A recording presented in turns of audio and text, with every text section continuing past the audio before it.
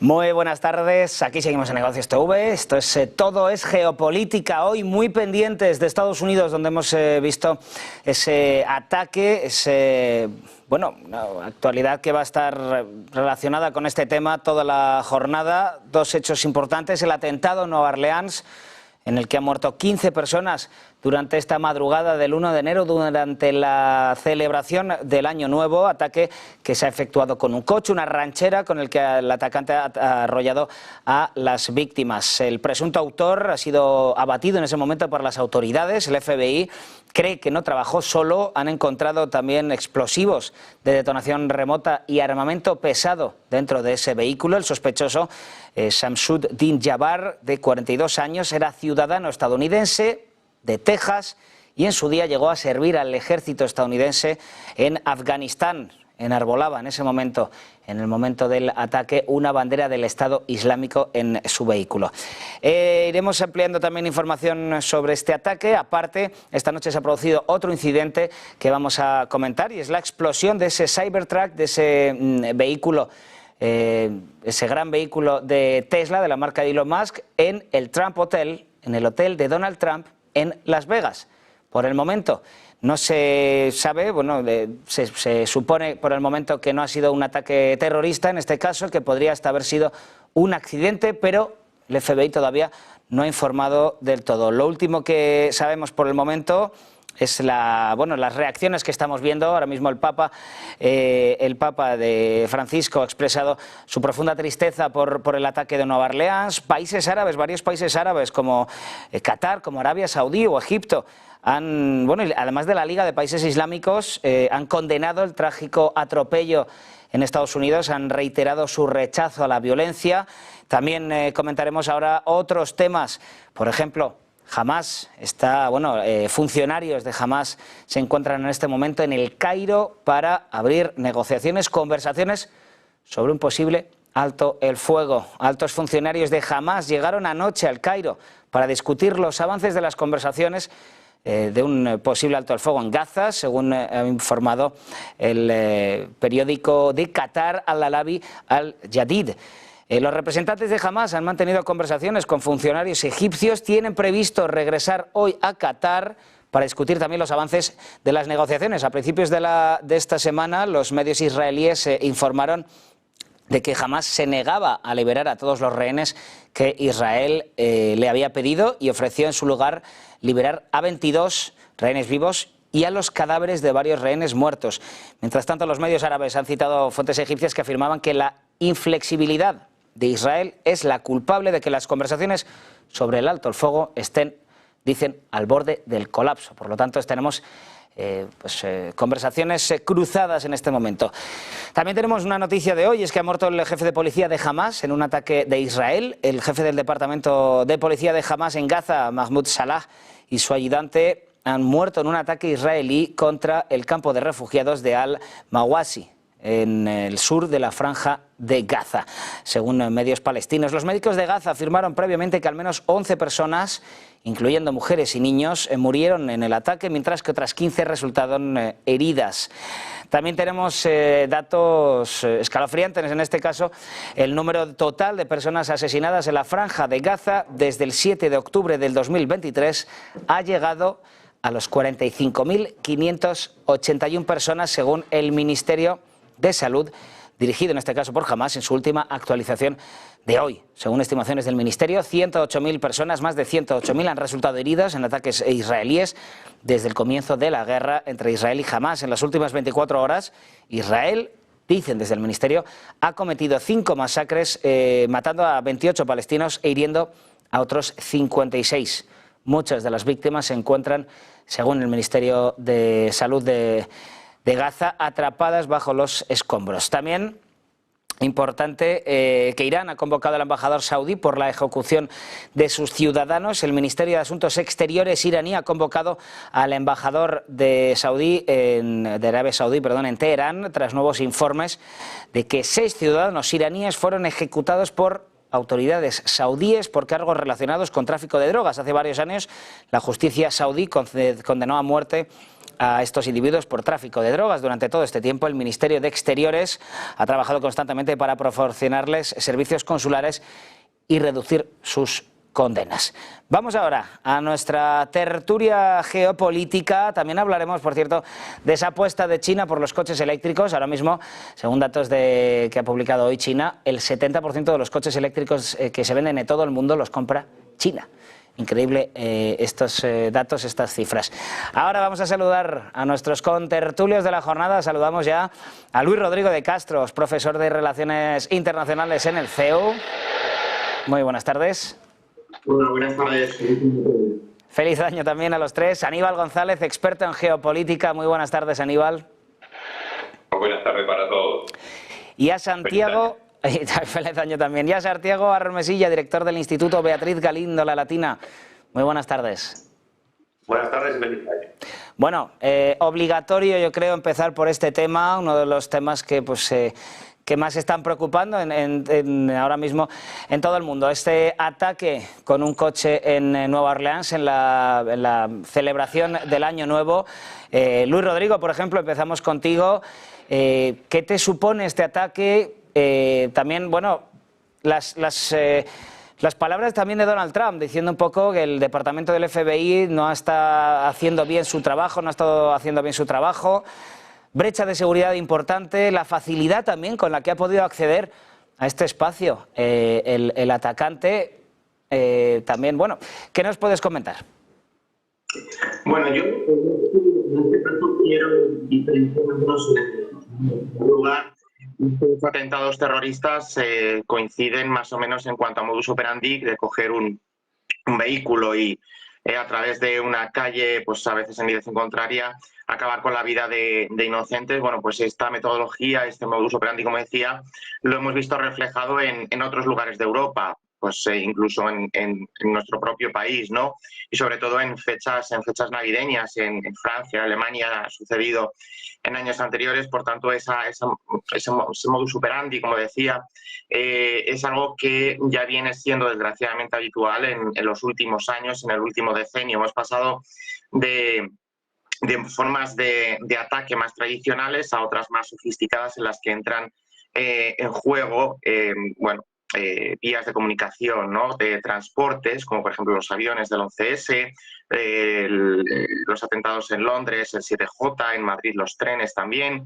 Es una operatividad muy compleja, porque sí que es verdad que a principios de este siglo, pues Madrid y Londres, Nueva York, eran medios de transporte colectivos y a partir de hace unos 10 años se han ido llevando a cabo este tipo de ataques con medios de transporte individuales, ¿no? Por tanto, aquí nos insertamos dentro de una línea de actuación del terrorismo internacional de corte islamista, no islámico, que no es lo mismo, que ya es algo que se ha ido produciendo, ¿no? Y por otro lado, es curioso porque en este caso, bueno, pues sorprende que haya sido posible hacerse con los medios. En estos casos siempre no es que se produzca por una fuga o por una mala planificación de la seguridad nacional o de la seguridad local, sino porque, bueno, pues este tipo de actores, que en ocasiones pues son los que conocemos como lobos solitarios, aunque el FBI y las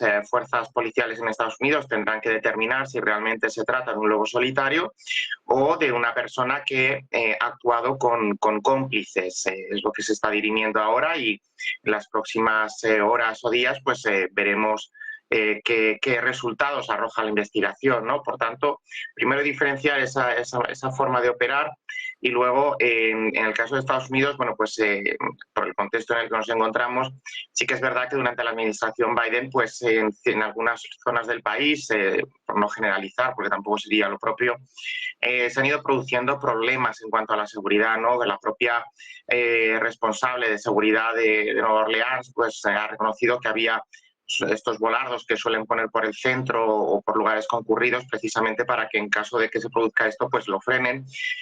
Ha reconocido que ese material pues no estaba correctamente, no tenía algún tipo de problema, que sabían que era así, con lo cual no lo repusieron, no lo repararon o no lo reemplazaron por otro que sí pudiera hacer sus funciones correctamente, y ahí es donde estaría el primer elemento, ¿no? En la falta de medios o en la carencia en cuanto a dotaciones de los medios de seguridad local.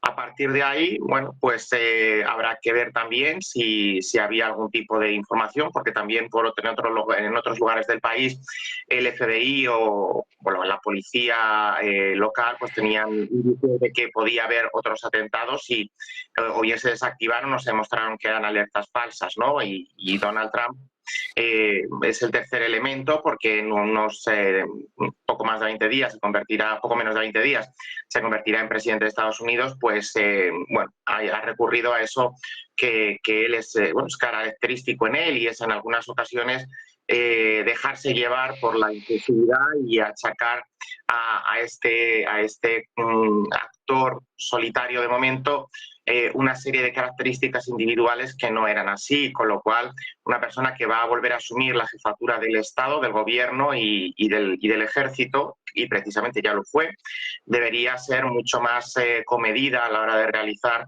ciertas manifestaciones, porque pueden provocar conflictos sociales o reacciones incluso violentas contra sectores de la población en Estados Unidos que no son responsables de esa situación, ¿no?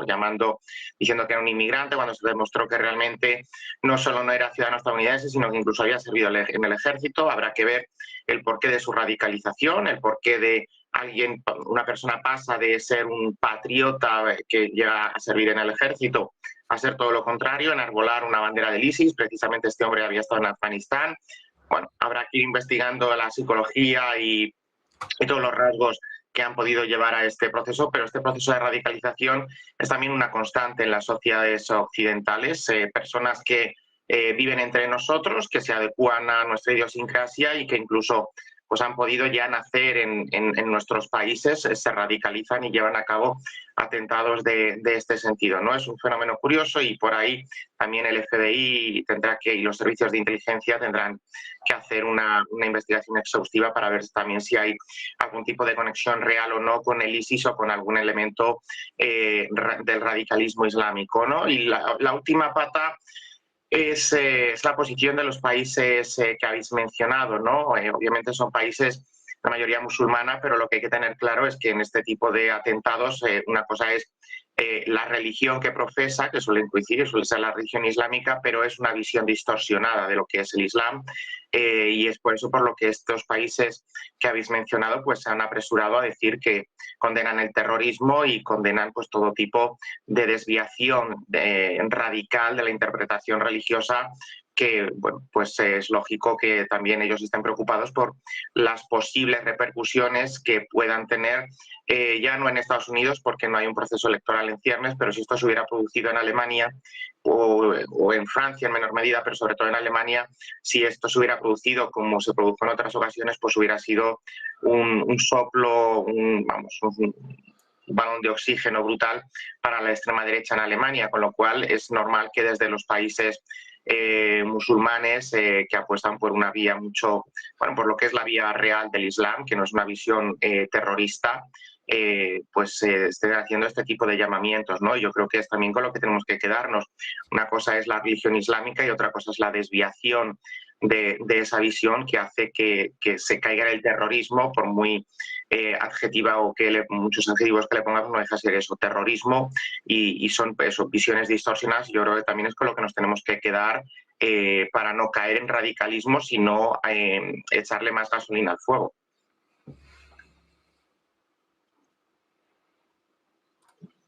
Contar después de este resumen, también importante es efectivamente esa reacción de países árabes desmarcándose un poco de este atentado, diciendo, oye, no es esto, los países árabes y la Liga de Países Islámicos también, con sede en la ciudad saudí de Jeddah, 57 estados, desmarcándose totalmente de este ataque. Aníbal, ¿qué nos puedes contar sobre esto?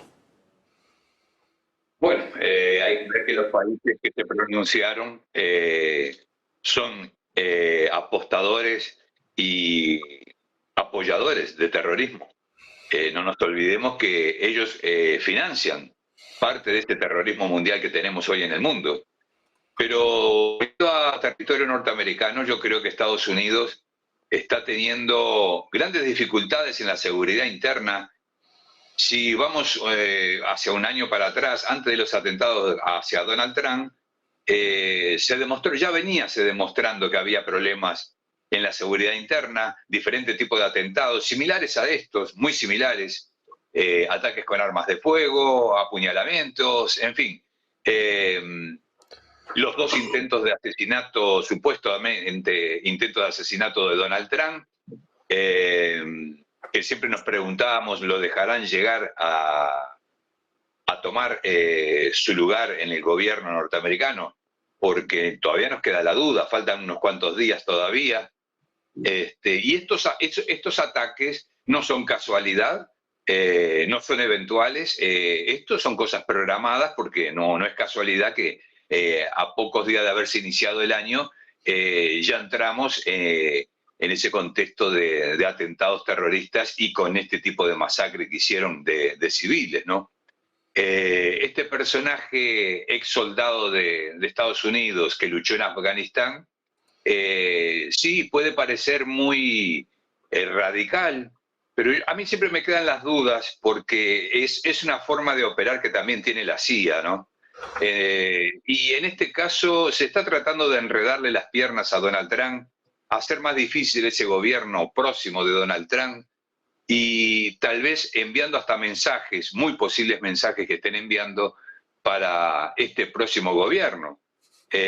No es casualidad el atentado, el supuesto atentado, no se sabe si es un atentado, si es un accidente, la explosión del Cybertruck en la puerta de la torre, pero yo sigo sosteniendo que aquí no está claro si es radicalismo islámico con ciudadanos norteamericanos involucrados o ese famoso Estado profundo, esa CIA que trabaja en la oscuridad, haciendo su trabajo para dificultar el próximo gobierno de Donald Trump. Yo tengo esas dudas, sinceramente, no me creo todo lo que veo hasta que no lo pueda realmente documentar y probar, sinceramente. Pues existen, lógicamente, personas radicalizadas en Estados Unidos, lo sabemos muy bien, y existen también desequilibrados mentales. Hay muchos de los que volvieron de Afganistán, de Irak, de la misma Siria, que están con esos problemas neurológicos o mentales, ¿no? Y estos personajes, lógicamente, que cometen ese tipo de delitos, pero es una norma dentro de la sociedad norteamericana también este tipo de ataques de locura, ¿no? Lo venimos viendo desde hace muchísimos años, no de ahora ni de un año atrás, sino desde hace muchísimos años. Esto prácticamente se empezó a empeorar después del año 2020 para adelante, esto comenzó a empeorar y ahora ya es prácticamente una rutina. Entonces, vamos a esperar a ver un poco, a ver qué resultado se saca. Lamentablemente la policía lo mató al supuesto terrorista, digo supuesto porque no está confirmado. Puede ser terrorismo interno, puede ser terrorismo lógicamente internacional, pero me asombra que las naciones que se apuraron a decir que lamentaban estas muertes y esto en menos de pocas horas, esas mismas naciones no hicieron lo mismo cuando ocurrió el atentado en Cocos, en Moscú, y no fue tan inmediatamente así, demoraron días demoraron en saludar o en lamentar las pérdidas humanas, que fueron más de 300 muertos en esa vez en Cocos, en Moscú. Entonces digo, un poco de hipocresía, un poco de juego político, geopolítico, y a esperar entonces un poco a ver qué es lo que resulta de esa investigación que ahora el FBI tiene que apurar, indudablemente, y eso demuestra grandes fallas en el servicio secreto, en el servicio de inteligencia norteamericano, en el FBI y en las otras 16 agencias secretas que tiene Estados Unidos. Ustedes, por favor. Temas que acaban de salir. Primero, si también crees que un deep state, que un estado profundo puede estar dentro de, bueno, de que haya podido facilitar este atentado, también, ¿a qué crees que se debe esta radicalización en Occidente de estas personas? Vamos a empezar por esto del deep state. ¿Me preguntas a mí ya, no? Sí, disculpa, que no se ha escuchado tal vez la primera parte de la pregunta. Te preguntaba dos cosas, por si también crees que podría haber relación entre este atentado y un estado profundo que quisiera hacerle las cosas más difíciles a la llegada al poder de Donald Trump este 20 de enero, y también por qué crees que está aumentando la radicalización de ciertos sujetos. Bueno, en España hace poco han detenido a 4 menores de edad que se habían radicalizado también en el salafismo de corte wahabita. No son exactamente lo mismo, el salafismo y el wahabismo. El wahabismo es una radicalización del Islam suní que surge en la península arábiga en el siglo XVIII, y mientras que el salafismo es más reciente, surge en el siglo XX como rama, digamos, universalista del fundamentalismo islámico sunita, precisamente, de la cual, por cierto, su rama, digamos, armada es el yihadismo. No es lo mismo, pero tienen vasos comunicantes. Dicho lo cual, pues hombre, a ver, estado profundo, es que a ver, el estado profundo, ¿qué es? Es como la Deep Web famosa, ¿no? Pues que nunca sabes dónde te lo puedes encontrar, pero que siempre está ahí. Y en el Internet profundo te puedes encontrar webs de Geocities que hacía tu cuñado cuando era joven en los años 90 sobre cómo le gustaba, pues yo qué sé, coleccionar sellos de Malasia. Y sin embargo eso está fuera de Google y está en la Deep Web, en la web profunda. Entonces en el estado profundo pues puede haber de todo. Dicho lo cual, no es descartable, de hecho es una hipótesis que se maneja desde hace tiempo, que células yihadistas, que no es lo mismo que islamistas, porque el islamismo, digamos que es una corriente del fundamentalismo islámico, en este caso también muchas veces suní, pero también chiita, que lo que busca es islamizar una sociedad política, una comunidad política determinada. Por ejemplo, Hamas sería una organización islamista, pero no sería una organización salafista / yihadista, porque el yihadismo lo que busca, y el salafismo también, es islamizar el mundo, es decir, convertir el planeta entero en la Umma universal.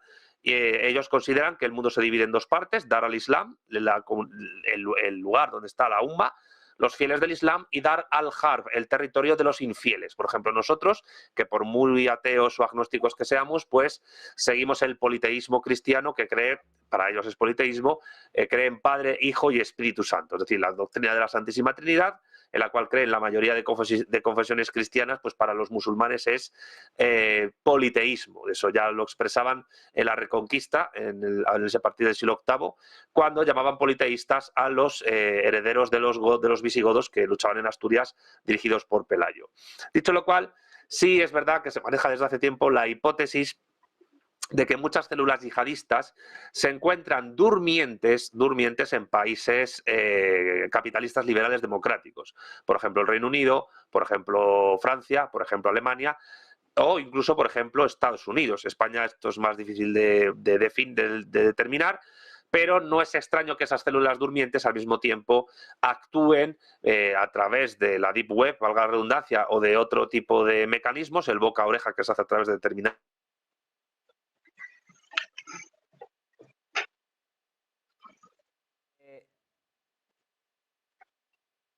Estamos perdiendo en este momento la conexión con Santiago Armesilla, ahora le recuperaremos.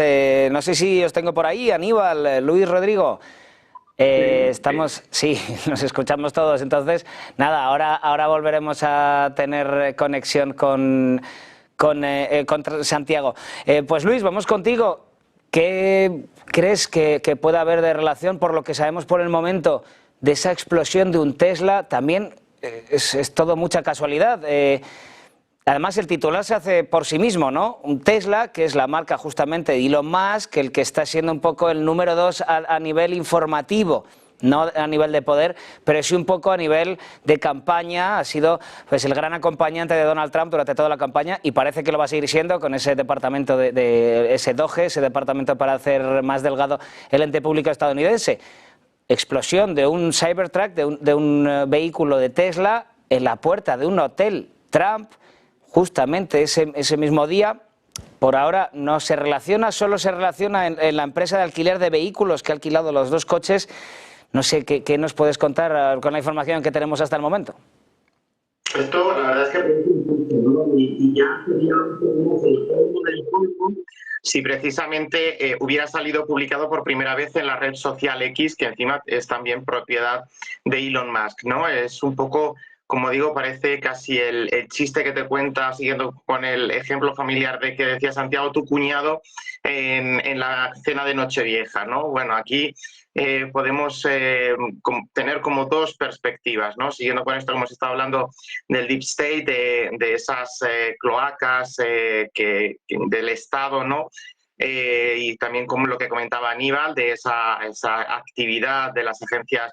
Bueno, muchas veces hablamos de la CIA, del FBI, pero no son las únicas. Hay 16 agencias y todas siempre ha habido problemas porque no comparten información, y esto es en parte lo que explica el por qué se materializó el 11S, porque la información que se tenía en una no se compartimentaba, no se trasladaba a las demás, y esto resta efectividad, ¿no? Es un poco, por seguir con el caso que planteabas, lo que está intentando hacer Donald Trump con el caso de la administración, adelgazarla, hacerla más magra, en el sentido de, bueno, pues ahora que estamos también con el ejemplo navideño, ir eliminando esa grasa, esa superficialidad que no sirve para mucho y que, bueno, pues restringe la actividad administrativa, dejarla en aquello que sí, en el músculo de la administración, que es lo que precisamente mueve la actividad empresarial, la actividad gubernamental o la actividad administrativa.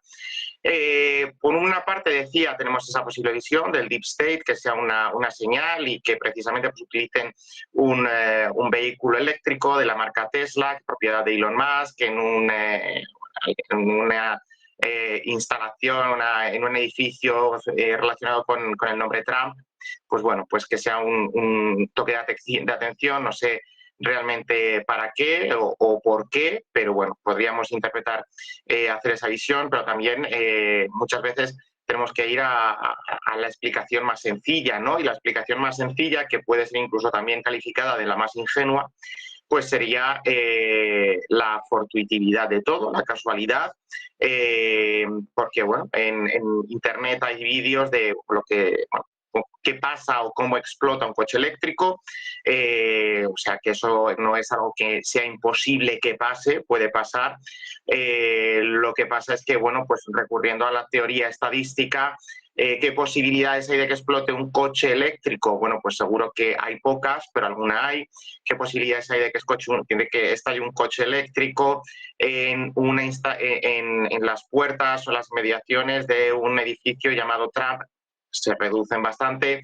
Es decir, si vamos reduciendo esas posibilidades, no se reducen a cero, sino que las vamos minimizando, pero bueno, también cabría una mínima posibilidad, por muy mínima que fuera, de que esto pudiera suceder, ¿no? Como no tenemos exactamente la información, sino que nos limitamos a elucubraciones, yo me quedaría un poco con esa representación. Ahora que también la red de X ha introducido la inteligencia artificial, pues la representación quizá, ¿no?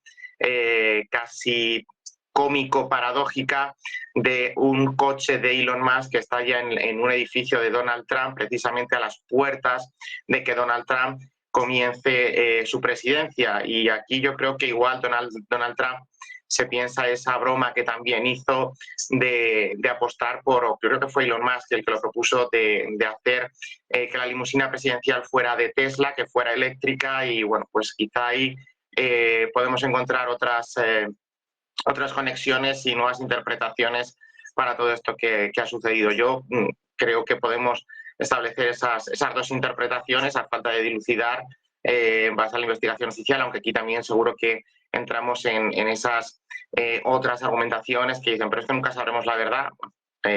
Tenemos que creer o querer creer en algo, y esa será pues la versión oficial, que muchas veces pues también no vamos a dudar insistentemente de la profesionalidad de las fuerzas policiales, sino que vamos a apostar por todo lo contrario, con que hacen su trabajo de manera efectiva, y vamos a ver en qué queda todo esto. Sobre el atentado y la explosión de ese Tesla en la Trump Tower, sobre esta explosión, sobre esto último, ¿qué opinas de esta serie de casualidades, si se pueden llamar así? No existen casualidades, existen causalidades, ¿no? Eso es más real, más verdadero. Pero sigo insistiendo, vamos a esperar, no podemos tirar ideas o lo que creemos nosotros en base a la información poca, reciente que tenemos, que no es mucha, lamentablemente, porque si entramos a tirar hilos nos vamos a enredar nosotros mismos, ¿no? Y lo importante para nosotros es no faltar a la verdad y tratar de ser justos con la información. Entonces, hay que esperar un poco para ver cuáles son las causas, que se examine ese vehículo, si llevaba más explosivos o no, si fue una explosión dirigida, en fin. Como decía el compañero recién, accidentes ocurren siempre, en cualquier momento, uno no los puede determinar. Que un carro Tesla pueda ocurrir también, eso existe. Ahora, lo que para mí no entra muy claro es esa causalidad, ¿no?, de que justo en la puerta de la Torre Trump, un Cybertruck que pertenece a la marca del señor Tesla, del señor que está apoyando la carrera presidencial de Donald Trump, el principal, que va a ejercer cierto poder en el gobierno de Donald Trump, vamos a entendernos también, habla mucho y dice mucho. Entonces tenemos que ver a ver cuáles son los motivos que puede haber habido y si fue realmente la casualidad brutal, ¿no?, de que un Tesla explotara en la puerta de la torre de Donald Trump. Pero sinceramente yo no me aventuro a dar una opinión más seria porque no tenemos nada de información como para poder asegurar algo más. Y como somos con el compañero y otros más, y el canal mismo Negocios, que es serio en cuanto a la información que transmitimos a la gente, no nos aventuremos, vamos a tener que esperar un poco más, tal vez un día más, 2 días más, y se va a aclarar, indudablemente que esto se va a aclarar y vamos a tener una respuesta más segura, ¿no? Tú, por favor. Evidentemente hay que esperar porque por el momento no tenemos toda la información, lo que sí que es verdad que, bueno, hay cosas que chirrían un poquito, como es efectivamente, como es justo la casualidad de la marca del vehículo y el sitio donde estaba justo durante esa explosión. Además lo hemos visto, todos hemos visto el vídeo, cómo explota. Y Santiago, ya te tenemos de vuelta. Buenas tardes, ¿qué tal? Pues nada, que se fue. Ya se me escucha, ¿no? Se te escucha, se te escucha. Nada, como la canción de Alejandro Sanz, se me apagó la luz. Nada, que, a ver, yo creo que la segunda pregunta pues se conecta un poco con la primera. Lo único que puedo decir al respecto del Tesla que ha explotado cerca del edificio Trump, pues es que espero que no sea una metáfora de la evolución de la relación que van a tener estos dos, porque evidentemente va a haber sinergias entre ambos y también luchas de poder y luchas ideológicas, con lo cual, bueno, veremos si esto no es el anuncio de un desamor futuro. Lo que intentaba decir al principio de mi intervención, en la anterior vez que estaba respondiendo, pues es que, a ver, que se sabe, que se maneja la idea de que hay células durmientes de grupos yihadistas dispersos por ciertos países democráticos liberales y que no es casual que esos grupos se organicen también de determinadas formas, también por a través del boca a oreja, mezquitas salafistas, ahí se me fue la luz, a través de las cuales vayan captando gente. Y van captando gente que tienen en común ¿qué? Pues algún tipo de relación, digamos, de desamor o de desconexión con la sociedad de acogida, aunque tienen un bagaje musulmán en su familia o por ellos mismos, bien por conversión o bien por tradición familiar. ¿Por qué digo esto? Pues voy a decir algo que puede ser un poco polémico, pero evidentemente no todos los musulmanes son yihadistas, son 1.600 millones de fieles en todo el planeta, pero todos los yihadistas son musulmanes, que esto sí implica tenerlo en consideración. ¿Por qué?